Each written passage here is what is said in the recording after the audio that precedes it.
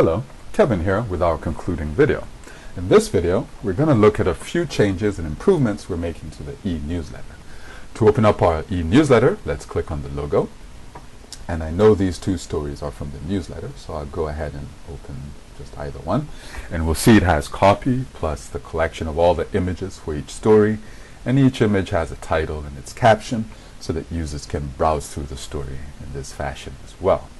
We've added a new footer, e-newsletter footer, that allows us to navigate to the next article and return to the previous one. And of course also get to the front page or the cover page of our newsletter. The cover page should be familiar. It looks a lot like what we were seeing on the consulate pages. It's the two column layout again.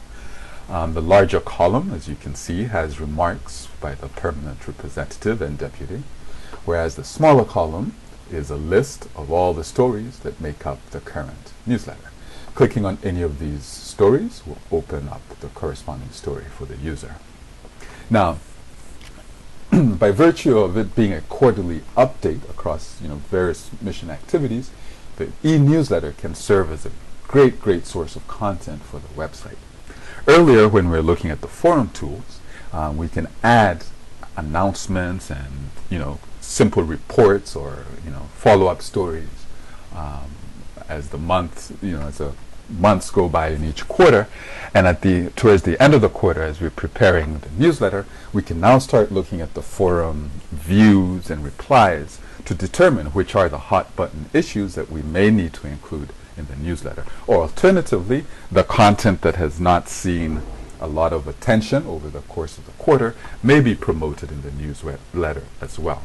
As an additional bonus, I'm taking the remarks by the permanent representative and deputy and using them on their bio pages. So on the site, we currently have two newsletters.